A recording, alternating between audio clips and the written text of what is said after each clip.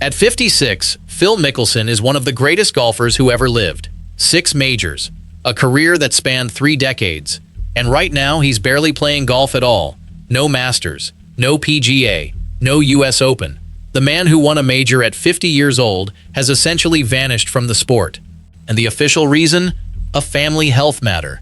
But anyone who follows golf knows that answer never made sense. Here's the part that gets me. Phil Mickelson didn't just disappear. He was pushed. And not by the tour, not by age, not by injury, by the people closest to him. The same people who stood beside him for 35 years. Now they're at the center of a scandal that has turned his life upside down. And the full story? It's darker than anyone expected. And here's what makes it worse. Phil wasn't some journeyman fighting to keep his card. He was the guy who shaped that flop shot from the pine straw at Augusta in 2004. The one that made an entire gallery lose their minds. That version of Phil is gone now. This isn't about bad swings or missed cuts. This is about what happens when a legend loses control of everything he built. The money, the trophies, the Hall of Fame career. None of it matters when your own family turns against you. What do you think? Is Phil getting what he deserves? Or is there more to this than we're being told? Let me know in comments. And if you want to know exactly what happened and who was behind it, hit subscribe. Because what we're about to cover changes how you see Phil Mickelson forever. Most people think they know why Phil disappeared. They're wrong. And the real reason starts with someone he trusted the most.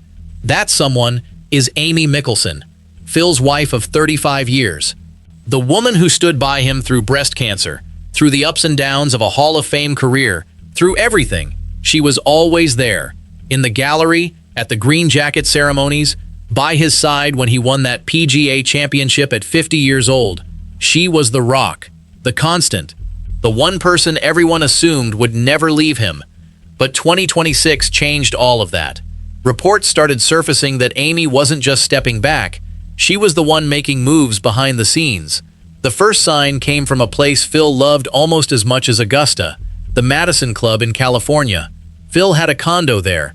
He spent a lot of time there, reportedly with women who were not his wife.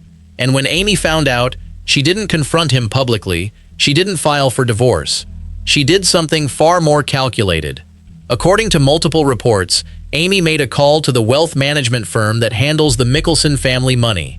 And the message was simple: sell the condo, get Phil out of the club, now. A senior club manager later told reporters that the request came directly from Amy, not from Phil, from her. The manager said, and I'm quoting here, "We got a call from their wealth management firm. We need Phil's place sold, gone, right now." Phil will no longer be a member at the Madison Club, and just like that, Phil was out. A 10-year membership, gone. No warning, no negotiation. Amy had made her move. Now Phil's team has denied this version of events. They say Phil made that decision himself, that Amy never forced him out. But here's the thing. When you look at everything that followed, that denial starts to look a lot less convincing. Because Phil didn't just leave Madison Club. He ended up at another exclusive course, the Bridges in Rancho Santa Fe. And this is where the story gets even stranger. Phil allegedly struck up an unusual arrangement with a young employee in the pro shop. He would hand over his phone and pay the kid $500 to drive around the course for hours. The employee would cruise the fairways, pretending to be Phil, while Phil went somewhere else entirely. Why? Because Amy was tracking his phone, she was monitoring his location, and Phil needed a decoy. And if you've ever played a private club in Southern California, you know how small those communities are. Everyone sees everyone's cart. There's no hiding, which makes what Phil was doing even more absurd. This went on for months. The employee would drive, Amy would see Phil's phone moving around the course, and Phil would have time to slip away to a private house nearby for what sources described as secret rendezvous. The employee later told investigators that everyone at the club knew what was happening. It was an open secret.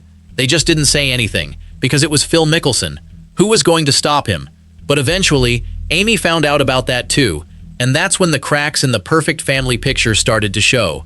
Amy had already forced him out of one club. Now she knew about the phone trick. The trust was gone, but what came next would make both of those stories look like nothing. What came next was the moment everything fell apart completely. The Farms Golf Club. This was Phil's home course in San Diego, the place where he practiced, where he played with friends, where he felt comfortable. For decades, the Farms was his sanctuary. For guys who grew up playing in San Diego, the Farms isn't just a membership. It's where your kids took their first junior lessons. Losing that isn't like losing a gym membership. It's losing the one place that felt like yours. Until June 2026, when everything changed in a single week. A female employee at the club came forward with a report. She claimed that Phil had made inappropriate physical contact with her, non-consensual contact according to the complaint. The club launched an investigation immediately. They interviewed staff and reviewed security footage, and then they made a decision that shocked the golf world. Phil Mickelson was asked to leave, not just for the day, permanently. The club released a statement that was carefully worded but devastating. They said, following a staff member report of member misconduct, the club provided immediate and ongoing support to the staff member, conducted a thorough independent investigation. And then came the part that sealed Phil's fate. This individual is no longer a member of the Farms Golf Club. Phil's lawyer, Tom Clare, fired back immediately. He insisted Phil had not been expelled. He said Phil resigned voluntarily. The club's statement, he argued, was misleading. But here's the thing. If Phil resigned, why did the club feel the need to release that statement at all? Why did they say he was no longer a member instead of saying he stepped down? The wording was deliberate, and everyone in golf knew what it meant. Phil was out. Again, 2 clubs in a matter of months. The man who could walk into any course in the world was suddenly being shown the door, and the reason was always the same: misconduct, inappropriate behavior, a pattern that was starting to look impossible to ignore. Now, losing a club membership might not seem like a big deal to most people, but for a player like Phil Mickelson, it was a warning sign. These weren't random incidents. They were connected, and they all pointed to the same thing. Phil's behavior, the things he had been doing behind closed doors for years, was finally catching up with him. The clubs weren't just kicking him out. They were sending a message. And that message was loud enough for the whole golf world to hear. 2 clubs in 1 year. That's not bad luck. That's a pattern. And the person who saw that pattern most clearly was about to go public with everything. That person was Ashley Perez. And if you don't know who she is, you need to pay attention. Ashley is the ex-wife of professional golfer Pat Perez. She had been silent for years, but in June 2026, she decided to speak, and what she said changed everything. Ashley told her story to a golf journalist named Alan Shipnuck. The details were shocking. The year was 2015, the Barclays tournament. Phil had invited Pat and Ashley to stay at his house the night before the event. It seemed like a generous gesture, but according to Ashley, that night was anything but innocent. She said they were all sitting on the patio, drinking red wine. Pat excused himself to go to the bathroom, and that's when Phil made his move. He told Ashley, and I'm quoting her directly here, "I'm going to leave my bedroom door open tonight. When Pat falls asleep, I want you to come see me." Ashley said she was stunned, but it got worse. Phil allegedly pulled out his phone and showed her a photo of himself, completely naked. Ashley said she was frozen. She didn't say anything. She didn't report it. She just sat there, waiting for Pat to come back. And when the tournament was over, she told Pat what had happened. Pat confronted Phil privately, and Phil apologized. Multiple times, according to Ashley. But that was it. No public admission, no consequences. The story just faded away. Until now. So why did Ashley decide to speak after all these years? Her answer was brutally honest. She said, "There is a culture of silence that keeps women from coming forward. I want to give other women the courage to share their truth." With Phil, I feel like the pattern has been there for many years, but people have been afraid to go public because it's Phil Mickelson. She also called him something that made headlines everywhere. She said, "With Phil, you're dealing with an egotistical narcissist." Those words hit hard. Because Ashley wasn't some anonymous source. She was connected to the golf world.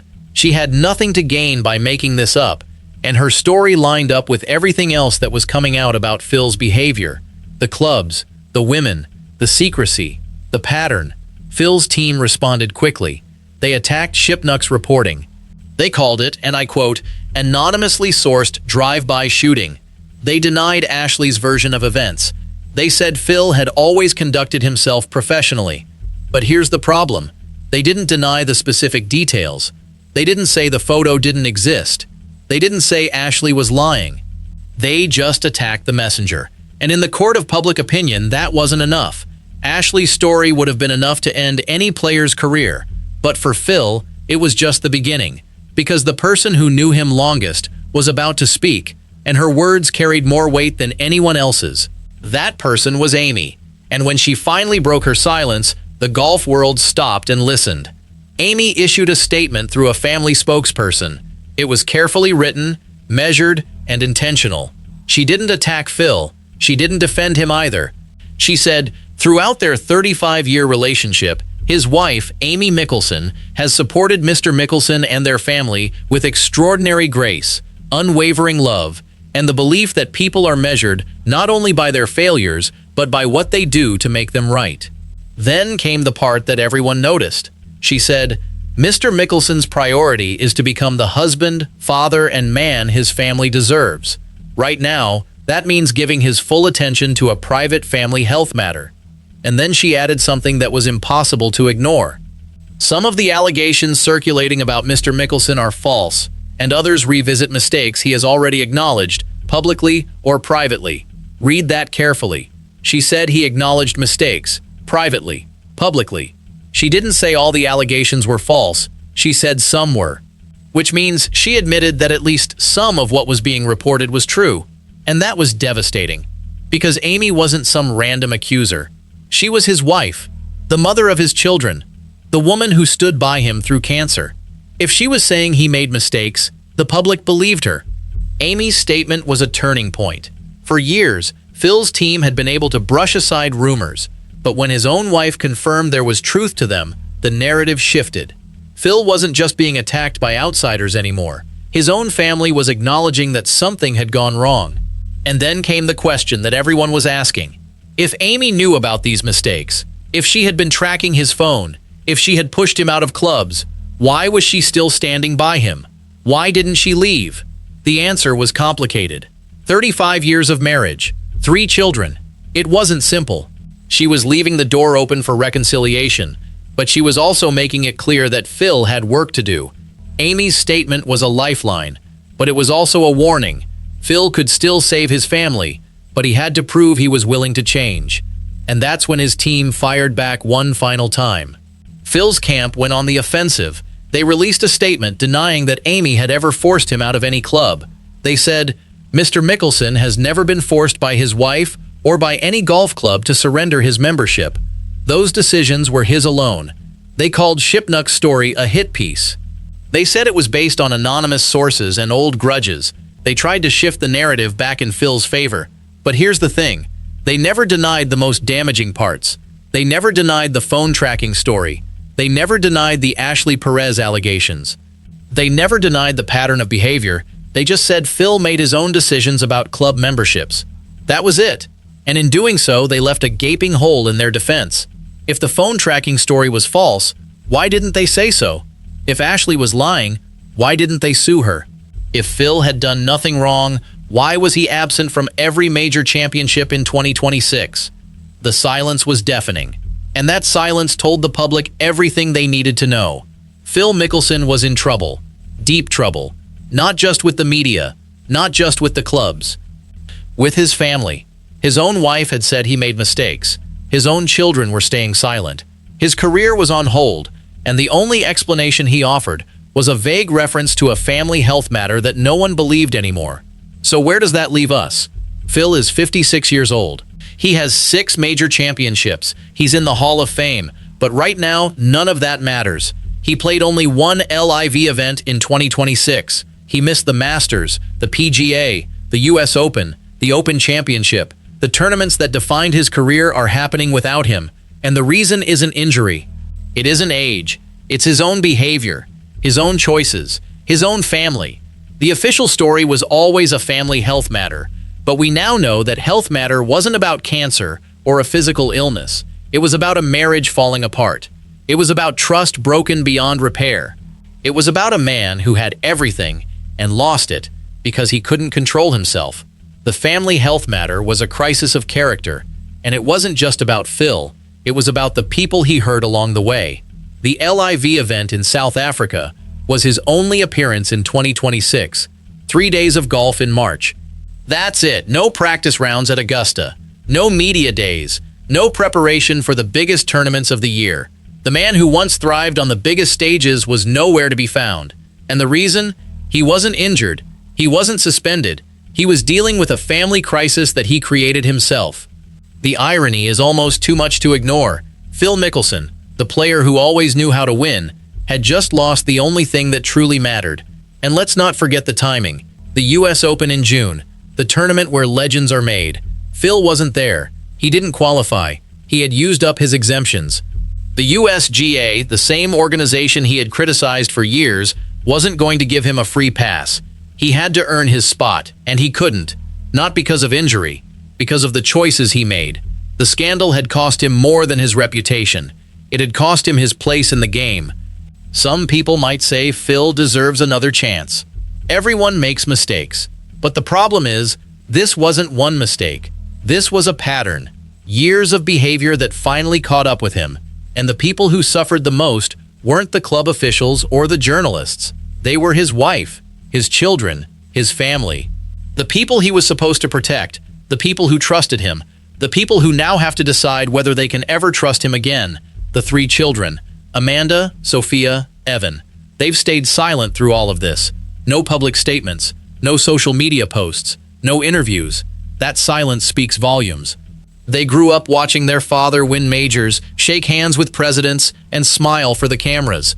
They saw the public Phil, the one everyone loved. But they also saw the private Phil, the one who wasn't always the man the public thought he was. And now, they have to live with that reality. Their father, the legend, is also the man who let them down. The silence from the Mickelson children has been louder than any statement. And that silence raises a question that no one has been able to answer. What do you do when the person you admire most becomes someone you don't recognize? So let's go back to the question everyone clicked to answer. Who were the 3 family members who turned against Phil? The answer isn't as simple as a list of names, because the betrayal wasn't just about 3 people. It was about the collapse of everything Phil built. But if we have to name them, here's the truth. The first was Amy. She didn't file for divorce. She didn't publicly denounce him, but she made it clear that she knew what he had done. She acknowledged his mistakes. She took control of his club memberships. She made it impossible for him to hide. That was her betrayal. Not leaving him, but forcing him to face the truth. She stood by him, but she stopped protecting him. And for Phil, that was a wake-up call he never expected. The second was the golf world itself. The clubs that barred him, the players who distanced themselves, the media that exposed him, the sponsors who stayed silent, the fans who stopped defending him. The entire sport turned its back on Phil, and for a man who defined himself by golf, that was a kind of death. The applause he once heard everywhere was replaced by silence, and that silence was louder than any crowd he ever played for. The third was Phil himself, because ultimately, the person who betrayed Phil Mickelson the most was Phil Mickelson. His own decisions, his own arrogance, his own refusal to change. He had every opportunity to protect his family, his career, his legacy, and he threw it all away. He was the author of his own downfall. And the tragedy is, he had so many chances to rewrite the ending, he just never took them. So where does Phil go from here? The truth is, we don't know. He could try to come back to golf. He could focus on repairing his family. He could fade away quietly. But one thing is certain. The image of Phil Mickelson, the family man, the beloved champion, the man who beat cancer with his wife by his side, that image is gone forever. What remains is a more complicated story. A story about a legend who fell from grace. A story about a family that couldn't protect itself from the man at its center. Think about what Phil meant to the game for 30 years. The left-handed flop shots, the Sunday charges where he'd go 6 under in 4 holes and flip a leaderboard upside down. No player in the modern era made golf look more fun. And now kids growing up will remember the scandal before they remember the birdies. And maybe that's the real lesson here. Golf is a game of precision and control, but life isn't. You can hit perfect drives and still lose everything. You can win 6 majors and still lose your family. You can be the most beloved player of your generation and still end up alone. That's the tragedy of Phil Mickelson. Not that he made mistakes. We all do. But that he had every chance to fix them. and he didn't. And now, at 56, he's left with nothing but questions. Can he win back his family? Can he win back his place in the game? Can he win back the respect he once commanded? That question doesn't have an answer yet. The story isn't over. Phil Mickelson might still find his way back. He might win forgiveness. He might even win another tournament. But the road ahead is longer and harder than anything he ever faced on a golf course. And this time, he's playing alone. That's the story of Phil Mickelson at 56. A legend who had it all. A man who lost it all. And a family that couldn't save him from himself. If you made it this far, drop a comment. Tell me what you think. Do you believe Phil can come back from this? Or is the damage already done? And if you want more stories like this, hit that subscribe button, because there's always more to the story than the headlines show.